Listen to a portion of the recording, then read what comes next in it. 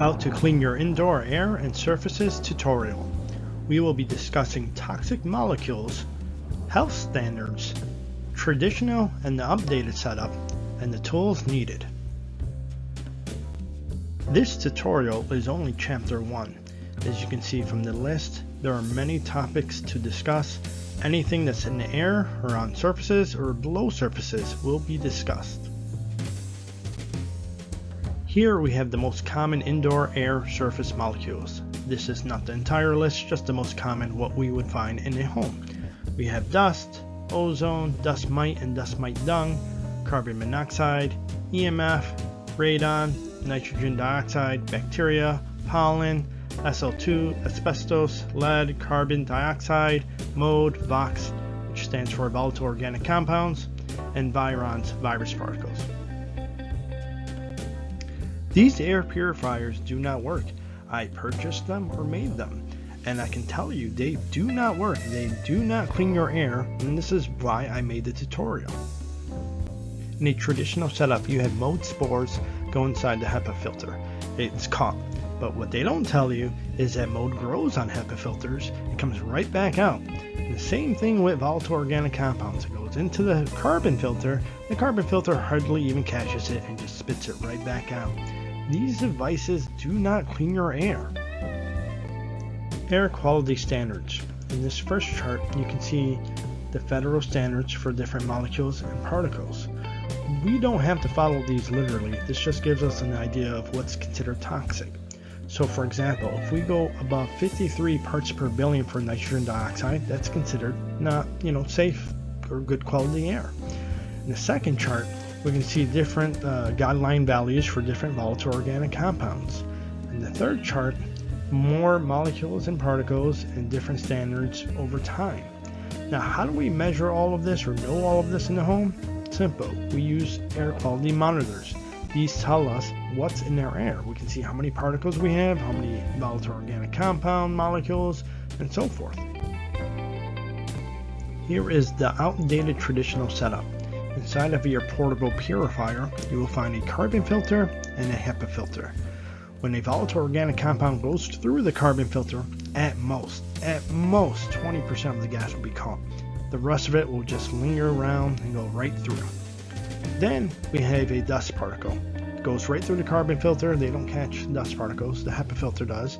When the dust particle lands in the HEPA filter, it's only there temporarily, and the organic matter in the dust particle will eventually be emitted as volatile organic compounds, including formaldehyde.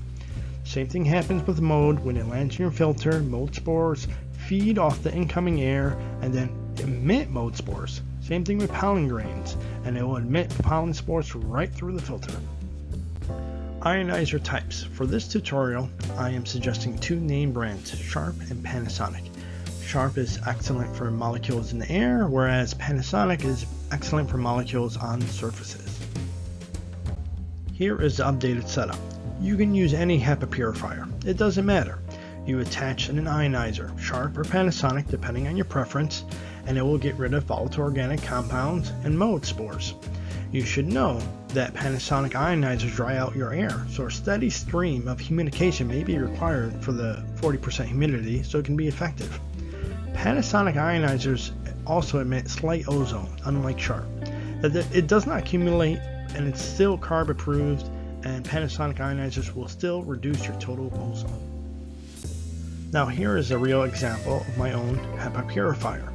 I simply attach a Sharp ionizer off to the side, so when the device is turned on, the ions are spread over the outgoing air. Now if you're attaching it to an existing HEPA purifier, be sure to turn off any ionizer function if it has one. Built-in ionizers and portable HEPA purifiers are often extremely weak. We are attaching a real high-density ionizer, and we don't want any interference from the built-in ionizer. So on this particular model, I would turn off the ion module so I can just simply use the Sharp ionizer. Here are some real examples. In the first photo, you can see an ionizer as a standalone. This will probably be your preference in the bathroom. You don't have to attach it to a HEPA purifier. In the second photo, where it is attached to a HEPA purifier, as you can see, we can put an optional ionizer before the filter. This would help kill mold spores and bacteria that land in the filter. In the third photo, you can simply just attach an ionizer to a fan, and that will help distribute ions all around the room.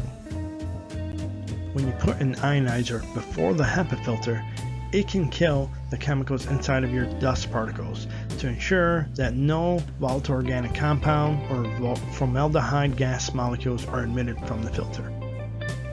So in this home example, I have a Panasonic ionizer in the bathroom. On the first floor in the living room, I have a Sharp ionizer attached to a HEPA purifier. And in the basement, I have a fan with a Panasonic ionizer, and the fan helps distribute the ions across the large basement. This is just an example. You don't have to do this exactly, but this is just an idea of how it could look like in a home. So what tools do we need to have clean air and surfaces? Well, the first thing is we need at least MERV 13 HVAC filter and a portable HEPA air purifier. The HVAC filter obviously goes inside your furnace.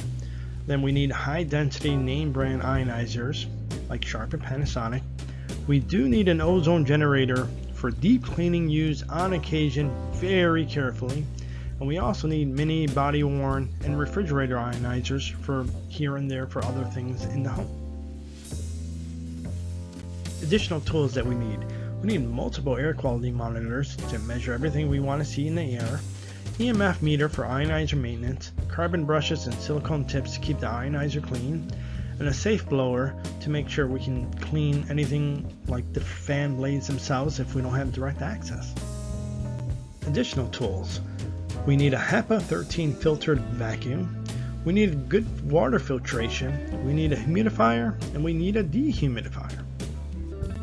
Optional tools. We will need a sealed window air purifier if your neighbor smokes right outside your home, a window fan to be used during deep cleaning, an ESD bracelet to be used while driving if you use an ionizer in your car, and a negative air ionizer, which is an alternative for HEPA purifiers. Negative air ionizers reduce particles. Here is an updated home example.